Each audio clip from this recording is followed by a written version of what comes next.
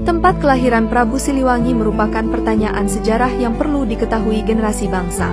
Mengingat, Prabu Siliwangi merupakan salah satu tokoh legendaris di zaman kerajaan.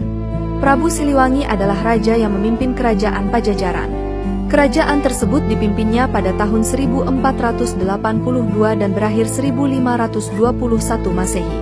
Mengetahui asal-usul Prabu Siliwangi sangat penting untuk meningkatkan wawasan sejarah. Prabu Siliwangi lahir pada 1401 di Kawali Galuh atau yang saat ini disebut dengan Ciamis. Ayah Prabu Siliwangi bernama Prabu Dewa Niskala, sedangkan kakeknya bernama Raja Niskala Wastu Kencana yang memimpin kerajaan Sunda Galuh pada 1348 hingga 1475 Masehi. Sebutan Prabu Siliwangi berasal dari istilah silih dan wangi yang merupakan gelar turun-temurun. Gelar tersebut hanya ditujukan pada beberapa pemimpin karena membawa harum nama kerajaan Pajajaran.